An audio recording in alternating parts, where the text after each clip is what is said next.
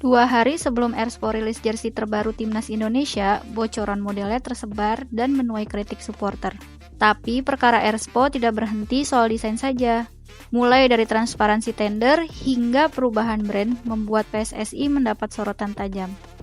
Bahkan, tagar boykot Erspo sempat trending. Apa sih yang sebenarnya terjadi? Bener gak sih jersey Timnas terbaru jelek?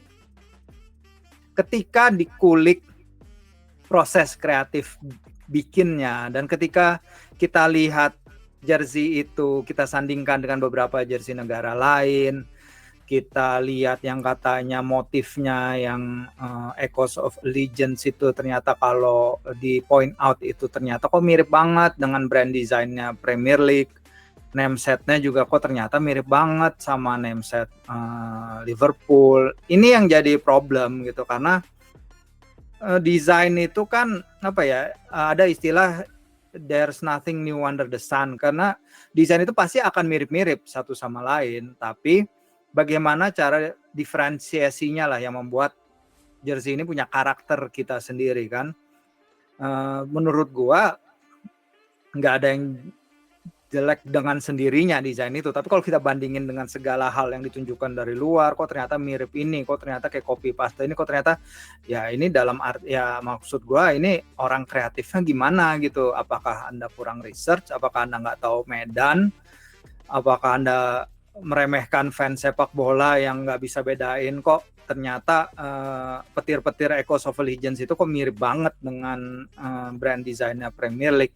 Hal-hal kayak gini yang menurut gue bisa dihindari kalau emang desainer yang mengerjakan tuh kompeten di sepak bola, sudah lama turun di ekosistem sepak bola, dia tahu apa yang dia lakukan, ketimbang kayak gini gitu, bukan mengambil hal-hal yang populer di apa lain, di desain lain yang populer di luar sana, terus diakomodir ke dalam jersey timnas. Karena jersey timnas tuh bukan hanya sekedar jersey timnas menurut gue ya. Jersey timnas ini sakral bagi banyak orang. Ini adalah baju zirah di mana para pemain tim nasional 11 terbaik yang bangsa ini punya itu bertarung di ajang internasional, membela nama Garuda, membela Panji merah putih untuk membuat nama kita makin harum gitu. Nama kita harum di kancah internasional. Jadi ini bukan masalah, ini kan cuma soal jersey kenapa ramai. Enggak, dan media storm yang menyusul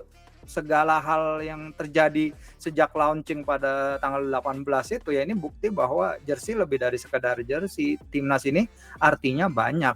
Tim nasional ini artinya besar banget fan bagi banyak orang. Kalau dari kita sih ya pasti pertama ngelihat desain, ya kedua nyaman nggak sih teknologinya untuk pemain, dan pas dipakai di lapangan ketika match itu kan pasti kelihatan tuh ini jersinya apakah kalau misal yang aparat sebelumnya itu terlihat lebih basah ya ketika dipakai, ya ini kan kemarin udah kering, berarti emang udah ada peningkatan yang dilakukan. Berarti apa ketika dia berkeringat nyerap dan akhirnya dipakai itu kering kan, itu berarti ada peningkatan bahwa jersey ini lebih cepat kering gitu. Jadi kayak gitu kan sebenarnya pemain lebih nyaman. Cuman ya itu lagi yang agak disayangkan ya, komunikasi ke publiknya itu yang agak disayangkan sih itu. Cara dipakainya ya Mas, secara dipakai bermain lebih ringan lah. Emang bahannya lebih ringan, dan itu sempatnya sebenarnya ringan sama elastisnya ini sempat agak bahaya di match. Makanya pas di match itu kita juga merhatiin banget nih jersinya, karena kemungkinan kan itu akan robek. Dengan bahan seperti itu yang kita khawatirkan pertama kan robek, terus misal si logonya atau copot atau gimana, tapi ternyata kan kekhawatiran itu tidak terjadi ya. Kalau bisa dibilang jersey dari Aparel sebelumnya ke sini emang patah banget. Jadi Mills dengan yang membentuk dengan elegan ya, dengan posisinya, dengan kerahnya, dengan itu dipatahin dengan jersey yang fashionable atau istilahnya lebih ke street fashion ya. Jadi kayak istilahnya kalau zaman anak sekarang kan blokor gitu ya itu kan patah banget ya. Jadi yang biasa casual jadi pindah ke situ kan patah sebenarnya. Kalau jersey bagus tuh sebenarnya nggak bisa dijelaskan secara eksak gitu ya, karena kan bukan ilmu pasti. Tapi ketika melihat sebuah jersey itu akan langsung punya feeling gitu. Misalkan kalau itu jersey bagus tuh entah mungkin dari pemilihan warnanya, entah mungkin dari faktor pembentuk jersinya, dari collar dan lain-lain. Mungkin aja bisa jadi jersey bagus bahkan cuma dengan menggunakan logo, balik ke logo lama gitu tapi storytellingnya dapat. Jadi jersey bagus tuh macam-macam faktornya sih. Memang tidak bisa dipungkiri, sepak bola sudah mengakar jadi budaya masyarakat. Makanya soal jersey pun tidak bisa sembarangan. Ada baiknya supporter dilibatkan dan pendapat mereka didengar. Terus kok polemik jersey timnas bisa sebesar ini?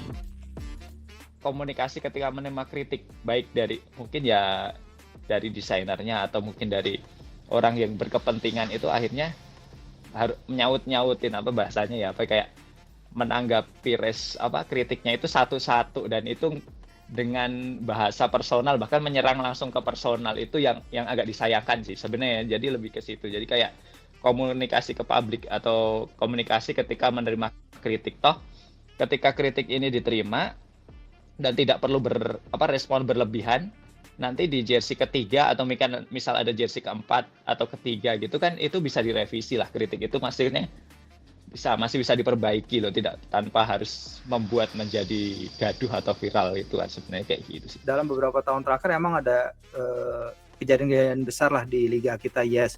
Tapi kalau kita tahu sebenarnya kan 2020 ketika pergantian dari brand yang Nike ke brand yang satunya itu kan juga sebenarnya nggak berlangsung mulus. Itu saya juga ngikutin beritanya, itu sedikit kasar ya bisa dibilang ya, karena yang brand dari Thailand itu udah mau ngadakan launching, habis itu tidak jadi, batal, petinggi PSSI tidak datang, akhirnya digantikan oleh brand lokal yang itu yang kita tahu. Dan di situ aja sebenarnya ya udah mulai ada pembicaraan, tapi kan ketika itu lagi tengah-tengah pandemi ya, jadi mungkin di tengah itu pembahasannya nggak terlalu mendalam lah. Dan kita semua nasionalis seperti yang gue bilang tadi, kalau untuk tim nasional kita satu, apakah kita rela tim nasional kita mau pakai brand dari Thailand? Enggak gitu. Jadi kita ketika itu menghargai brand M itu sebagai wujud cinta tanah air kita gitu. Jadi wajar ketika itu semua hampir pasti mendukung brand tersebut, walaupun emang awalnya gejolaknya juga kencang dan cepat sekali itu. Bahkan tim nasional udah latihan loh pakai brand yang dari Thailand itu. So ya itu kenapa besar ya, basically karena storm yang diciptakan oleh satu sosok itu di media sosial yang akhirnya merembet kemana-mana sampai ke proses tender dan lain-lain. Padahal awalnya ya dari desain jersey itu, yang desain jersey yang sebenarnya gini Pak, sebenarnya nggak masalah kalau desain jersey akhirnya kita lihat dibawa main di Vietnam, keren, di made in. Kita menang pertama kali untuk berapa tahun tuh, 19 tahun 3 bulan 16 hari pakai jersey itu di markas Vietnam. Tapi sayangnya jadi nggak ada yang bahas itu lagi karena ya media storm yang sudah terjadi sebelumnya. Ya sangat disayangkan, tapi ya ini ya mungkin ini proses pembelajaran buat semua sih, bagi PSSI, bagi kita, bagi semua orang lah di industri lah, bahwa ya hal-hal kayak gini bisa merembet ke mana-mana, jauh banget. Kita tahu Mills itu juga dikritik kok awal-awalnya, gue tahu banget. Tapi cara desainer mereka Fajar menanganinya juga nggak kayak gini, nggak overly defensive kayak gini. Kita tahu nggak semua orang suka desain baju pertamanya Mills yang pada 2020 gitu. Gue juga biasa aja, kerahnya gue nggak suka kok, tapi ujung-ujungnya gue juga beli gitu. Karena nggak ada bukan nggak ada resistensi, mereka menerima kritik. Kalau ingat Dimas Derajat atau siapa ya itu penyerang timnas U20 yang make jersey logonya copot dalam latih tanding di Madia pakai baju ter. Ya udah, itu udah kejadian dan Mills berjanji untuk membenahinya dan minta maaf, udah move on gitu, jalan, nggak konfrontatif, nggak menantang balik, nggak menjelek-jelekan orang, nggak mengajak ribut orang. Dan at the end of the day ya sebenarnya ke arah situ. Dan menurut saya memang seharusnya Erspo sebagai pihak yang menggandeng makna kreatif itu seharusnya lebih gerak cepat dalam crisis management. Ketika seorang Enanda udah mulai berkoar-koar di Twitter, disuruh stop, jangan lanjut. Ini akan membawa nama brand Erspo yang tentunya masih baru, yang orang-orang pada nggak kenal sebelumnya, akan juga membawa turun nama timnas, membawa turun lencana Garuda, karena yang dijelek-jelekin kan jadinya baju timnas, Garuda di dadaku yang dijelek-jelekin jadinya. Itu krisis manajemennya di situ sih, public communication-nya mungkin mereka harus lebih sigap lagi dalam menangani situasi. Jangan biarkan seorang individu ya dia mempertahankan karyanya yang dia yakin itu bagus, tapi dengan cara dia yang komunikasi publiknya itu dalam kata kutip ya, menganggap remeh football family. Sementara football family kita kan kuat di sini. Sementara itu orang baru di football family. Kita di seluruh stakeholder sepak bola kan gak ada yang pernah dengar makna kreatif sebelumnya. Oke, misalnya di industri lain dia besar, but lu masuk ke football family, lu masuk ke ranah sepak bola, itu ada, kita komunitasnya udah kuat sendiri gitu, nggak bisa. Jadi di situ sih ke depannya yang disesali sih. Cuman ya itu udah terjadi, dan kita lihat ke depannya Erspo dan federasi seperti apa menanganinya gitu. Ya apapun yang mereka lakukan, ya tetap sih ujung-ujungnya gue bilang pendukung timnas pasti akan tetap mendukung Garuda sih. Tapi dari keributan di sosial media, publik akhirnya mempertanyakan keabsahan proses tender PSSI. Bener nggak sih proses tender PSSI bermasalah? Tender ini kan nggak pernah diadain sebelumnya. Berapa? 22 brand ikut tender untuk menjadi supplier jersey tim nasional. Kita tadi bahas soal bagaimana pergantian dari Nike ke Mills. Kita bahas dari pergantian ketika Nike sebelumnya juga, itu kan apakah ada tender? Itu kan penunjukan langsung, nggak ada gitu. Jadi soal tender ini dengan harus menyertakan syarat-syarat legal, akta pendirian perusahaan, NPWP, dan lain-lain. Ini adalah suatu hal baru yang berusaha federasi lakukan agar transparan gitu.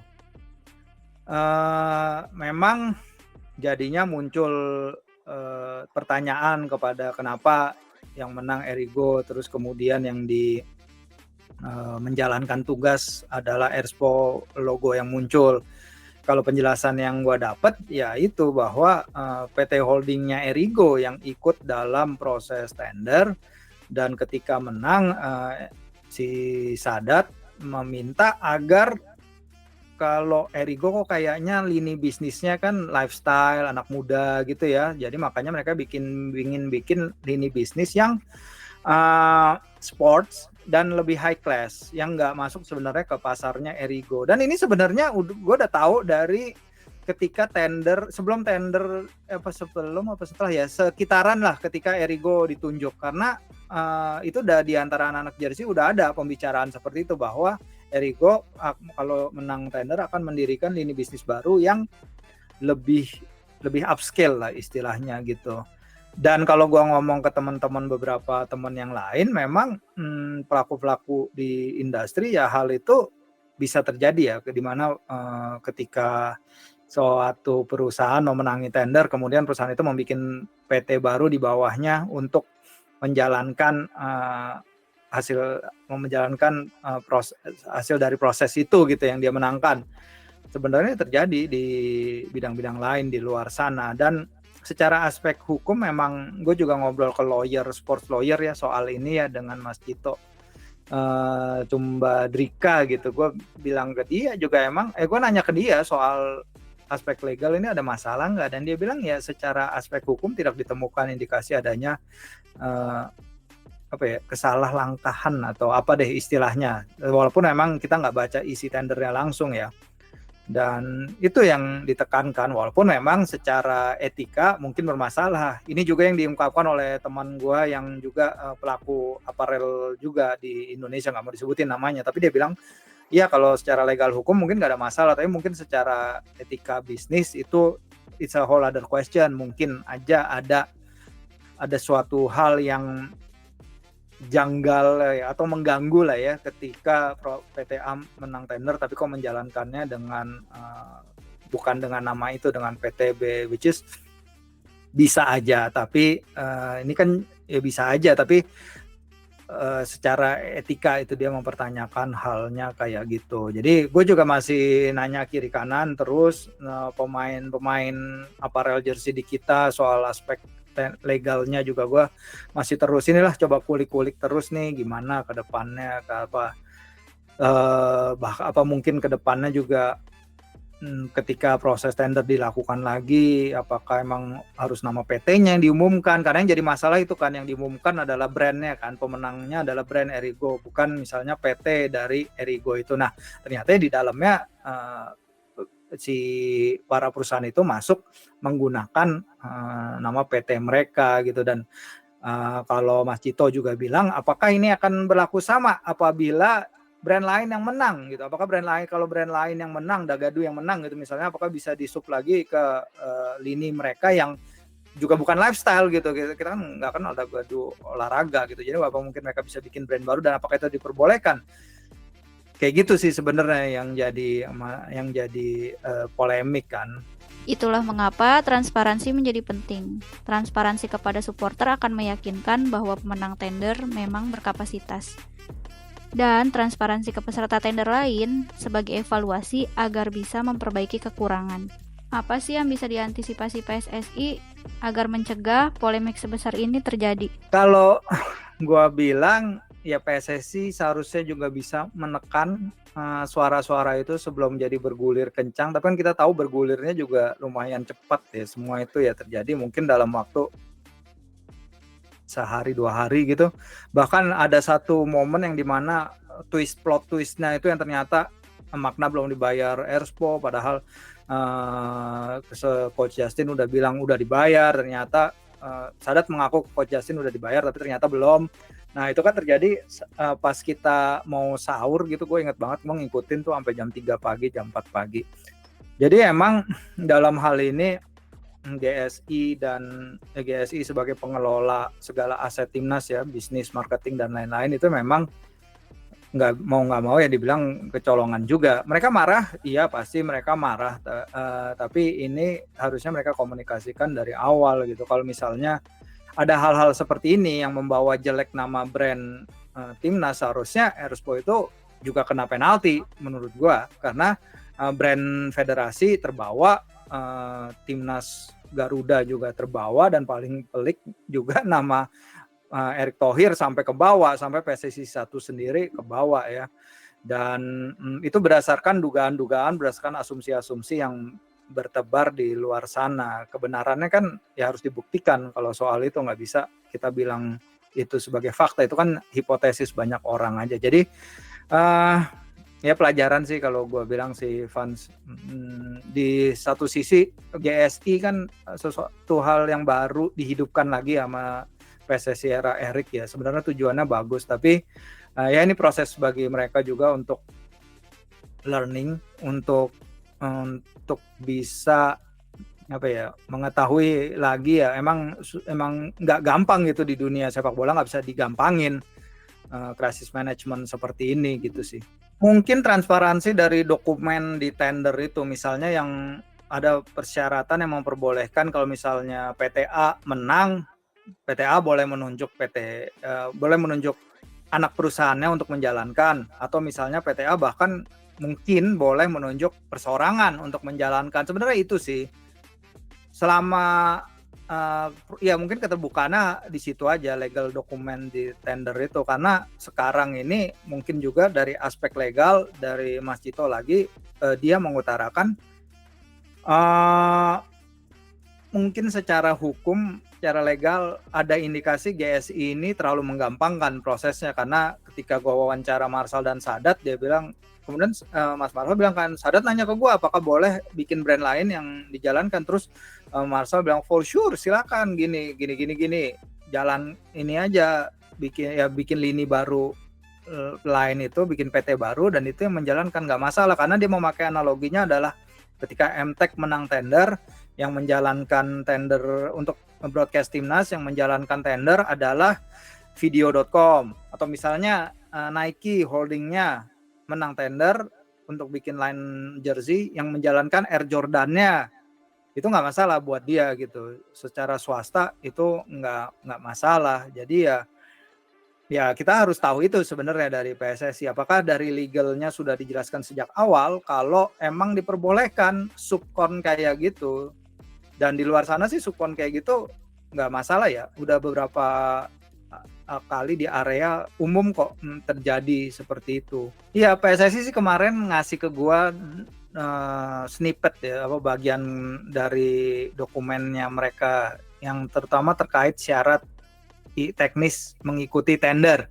Ya salah satunya itu ada akta pendirian perusahaan itu gitu. Jadi kita tahu, jadi PSSI tahu bahwa PT-nya Erigo itu holdingnya adalah Sadat gitu. Sadat masih sebagai komisaris utama Erigo dan pendiri Erigo yang sekaligus juga sebagai foundernya Erspo dan komisarisnya Erspo gitu. Tapi ya kejelasan soal itunya aja, apakah sudah tercantum bahwa memang ada nih, nggak apa-apa kok itu boleh dilakukan, atau itu hanya sekedar approval verbal yang kemudian dirunutkan oleh tim legal agar tidak ada celahnya. Itu dia masalahnya. Itu dia yang jadi pertanyaan sebenarnya. Dalam prosesnya, kalau ngobrol sama Mas Cito itu, dalam prosesnya, apakah GSI terlalu membiarkan Erspo menempuh langkah tersebut? Karena ini berbicara jumlah total sponsorship fee yang 8 kali lebih besar dari sponsor terdahulunya. Makanya apakah mereka terbuai dengan itu sehingga ingin prosesnya cepat selesai? Ya udahlah, yang penting kamu masuk, kita jalanin dengan ini. Nah, akhirnya jadi seperti ini gitu.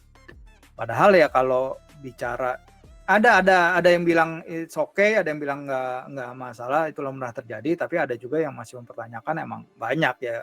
Sebenarnya lebih ke transparansi sih. Ketika transparansi itu terjadi, misal tendernya secara terbuka dan orang-orang bisa ngelihat memang, oh ini layak menang, oh ini layak, oh emang gue belum layak menang nih. Itu orang akan ya akhirnya berlomba-lomba untuk membuat yang terbaik kan. Ketika memang secara istilahnya kalau lombanya itu emang startnya sama dan startnya emang adil, ya pasti orang akan legowo ketika dia kalah, dan posisinya ketika yang menang pun akhirnya emang yang dipilihnya kan pasti yang terbaik. Kalau lomba nggak mungkin ya yang bukan yang terbaik yang dipilih. Jadi ya itulah transparansi seperti tendernya ini, ya memang harus publik harus tahu seperti apa sih sebenarnya. Terus ya nggak perlu detail untuk tahu detailnya, tapi paling nggak mereka tahu lah, maksudnya posisi si aparel ini yang mengajukan penawaran ke timnas itu seperti apa gitu.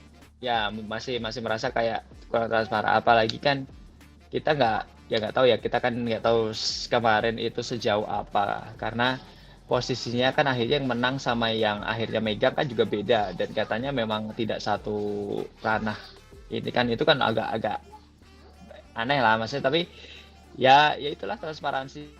Ya kalau ini emang udah ketok palu dengan yang ini, ya sudah, maksudnya kita harus menerima selama 2 tahun ini akan seperti ini. Nah, kita kan pengennya nanti di 2 tahun berikutnya nih, kan ini kalau nggak salah memang kontraknya tiap 2 tahun ya, nanti 2 tahun berikutnya berarti di 2026 ya, itu kan nanti ada tender lagi. Nah, tender yang itu kita pengennya ya kalau mau benar-benar transparan, ya emang harus dibuka ke publik seperti apa. Terus kalau misal memang sampai pada ranah ya mungkin kalau kita ngomongin kayak lomba-lomba logo gitu ya, maksudnya kayak ini logo yang diajuin sama ini logo sama ini. Nah, itu kalau bisa sampai ke situ malah lebih bagus lagi. Berarti ini aparel ini ngajuin desain seperti ini, filosofi seperti ini, aparel ini dengan filosofi seperti ini gitu. Kita nggak usah ngomong malah uang yang dikasih atau misalnya kayak uang yang dibutuhkan untuk tender itu nggak terlalu perlu sih sebenarnya. Lebih kayak ini aparel ini tuh ngajuin seperti ini. Nah, terus kenapa mereka ditolak? Nah, itu atau mungkin tendernya itu memang ada yang harus disiapkan, lain-lain itulah. Itu yang mungkin masyarakat memang pengen tahu sih, karena kayak kalau tiba-tiba menang terus mereka tidak siap dengan itu ketika diserang sana sini kan jadi akhirnya malah orang bertanya-tanya sendiri akan kemarin itu gimana sih kok ini bisa menang gitu kan. Sebenarnya ke situ kan mana. Tapi ketika mereka udah kuat secara apa istilahnya secara kompetisinya itu ya kompetisinya udah kuat misal kayak Liga Indonesia aja lah gitu terus tiba-tiba ada yang juara ini tapi ketika mereka emang ini layak juara sih dia berhasil ngalahin ini tapi ketika ada yang juara tapi kok gitu sih itu kan pasti orang juga akan nanya lah kayak gitu aja sih. Jadi ya kita berharapnya di 2 tahun ini kita jalani ya maksudnya pasti tetap dengan Erspo kan tapi nanti di 2 tahun ke depan kan pasti akan mulai lagi tuh ada tender lagi ya walaupun aparel sebelumnya kan pasti akan dikasih privilege untuk memperpanjang atau enggak nanti itu kan pasti ada kalau itu mah nggak masalah ya karena mungkin di regulasinya memang seperti itu mereka ditawarin duluan lah dari dulu kalau nggak salah memang seperti itu jadi ketika udah 2 tahun untuk perpanjang selanjutnya ya mereka ditawarin duluan itu pasti kayak gitu kejadian dan kalau memang akhirnya harus ada istilahnya tender baru ya palingnya publik dikasih tahu lah bukan cuma sebatas dikasih tahu yang ikut ini tapi nggak dikasih tahu ini tuh kompetisinya seperti apa sih sebenarnya mereka bisa dapat timnas ini karena timnas itu kan sepak bola itu kan olahraga paling populer ya jadi ketika nanti ada sesuatu yang tidak dianggap tidak benar tuh pasti ramai aja kalau bola sih. Apa sih yang sebenarnya dibutuhkan oleh industri jersey atau aparel Indonesia terkini? Apa tantangan dan peluangnya? Bagaimana harusnya peran pemerintah atau federasi? Untuk teman-teman brand aparel lokal sudah dibantu dengan adanya Equinox. Equinox tuh jadi semacam wadah untuk teman-teman brand aparel lokal saling sharing gitu loh. Jadi yang tadinya mungkin antipati gitu saling tanda kutip bersaing dengan brand lokal lainnya, justru dengan adanya Equinox ini membantu mereka bisa saling sharing, mereka bisa saling bersaing tapi secara positif gitu di Equinox itu tadi. Soalnya kalau dari pemerintah atau federasi gitu aku nggak tahu bentuk nyatanya justru dari terbentuknya Equinox itu sekarang kita tahu kalau brand lokal itu udah segitu banyaknya gitu. Dan alhamdulillah ada wadahnya untuk menampung teman-teman brand lokal dalam apa ya ibaratnya untuk mendata mereka juga kalau mereka tuh ada gitu. Dukungan pemerintah mungkin ke UMKM misalkan dukungan keuangan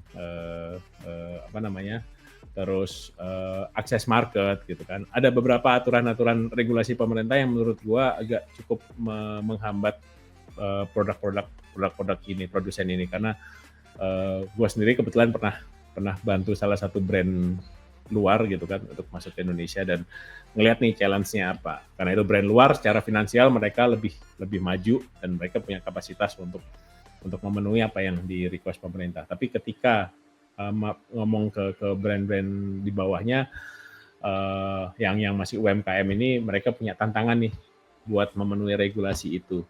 Karena harus diakui waktu itu pernah ada yang nanya ini bagus nih barangnya nih. Ini kainnya tapi masih impor ya? Ya, pabrik kain yang bagus untuk Adidas, Nike, and so on itu rata-rata ada di luar. Dari Cina, dari Thailand, dari Korea gitu kan. Jadi ketika ngomongin ini masih impor ya buat gue sih nggak ada masalah ya. Lo impor bahan baku ya.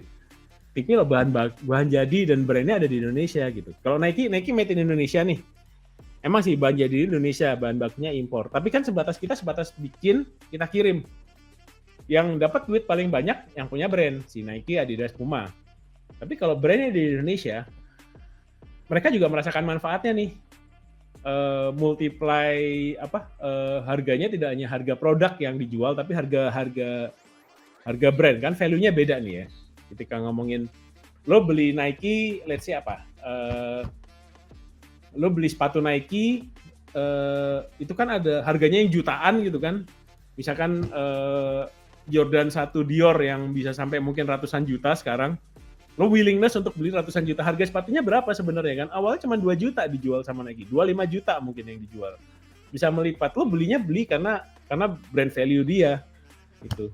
Itu yang gue pikir kenapa harus brand di Indonesia, karena itu ketika brand value bagus, orang akan willing untuk bayar lebih mahal, berarti kan ekonominya muter-muter di Indonesia nih. Dan akhirnya ujung-ujungnya ya Indonesia juga yang mendapatkan keuntungan terbesar. Yang paling jadi masalah kan memang adalah pembajakan. Itu number one. Karena ya kita tahulah jersey Erspo ketika launching foto-fotonya keluar itu baru sehari setelahnya udah ada yang jual di Shopee gitu. Dan ini masalah besar gitu loh. Untuk Haki ini nggak menghargai Haki ini kan juga jadi problem besar. Kenapa tim-tim luar negeri dulu mau masuk ke Indonesia, Liverpool, Chelsea dan lain-lain main ke Indonesia, tapi kemudian mereka nggak datang lagi ya. Salah satunya karena itu nggak penjualan merchandise-nya nggak bagus di sini dibandingkan di Amerika, terutama Amerika di mana penjualan merchandise-nya nomor 1 di dunia terkait merchandise klub Premier League. Kalau di sini kita ya banyak fans berdalih harga mahal lah, nggak worth it lah dan lain-lain. Tapi kan ini it's about how you support the ecosystem, how you support the industry gitu. Makanya KJTI itu ada inisiatif bagus gitu. Satu jersey original 1 orang apa gimana, coba tanya Mas Budi deh. Seperti itu.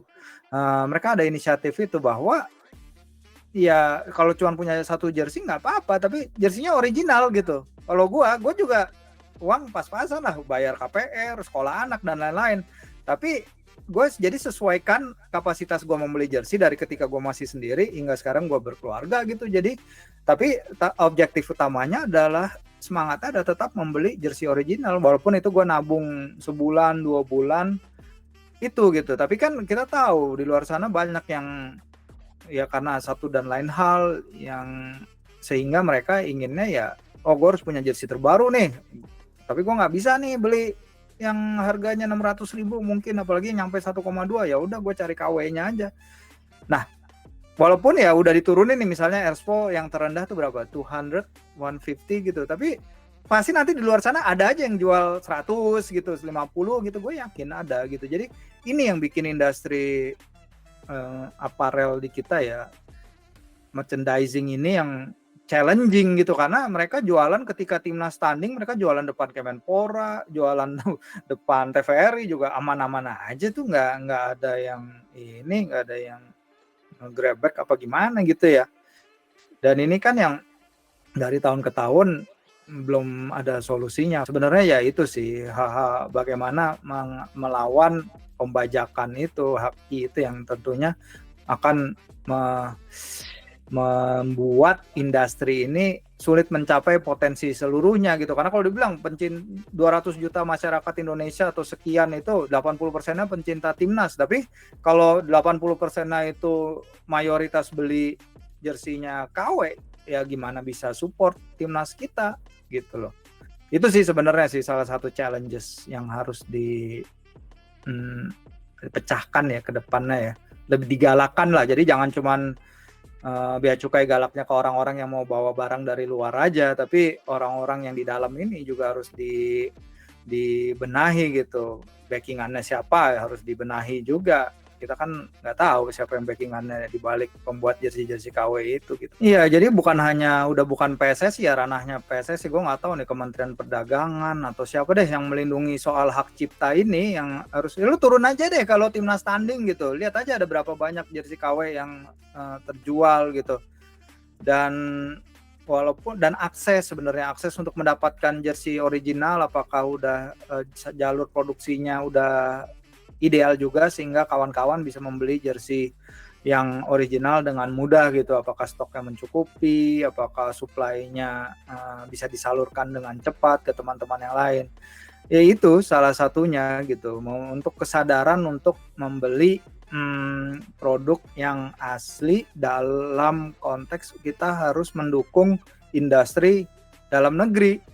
Dan itu yang sebenarnya udah jauh membaik tentu dari 10 tahun lalu lah, ketika nonton timnas atau nonton klub ya, kita kan lihat berapa banyak yang jersey KW bertebaran. Sekarang mah orang-orang udah keren-keren pada pakai jersey vintage, pada pakai jersey-jersey terbaru yang udah ada namanya dan lain-lain. Tapi ya kesadaran itu harus merata ke semua lapisan masyarakat sih. Mungkin belum semua mempunyai kesadaran itu ya, entah karena tekanan finansial atau dan lain-lain faktornya lah. Agaknya memang masih banyak banget nih pekerjaan rumah yang perlu dilakukan oleh federasi dan pemerintah untuk membantu berkembangnya industri sepak bola Indonesia. Tak terkecuali industri aparel. Siapa tahu kan, di masa depan ada brand lokal yang bisa sponsorin tim di Liga Champions atau bahkan Piala Dunia.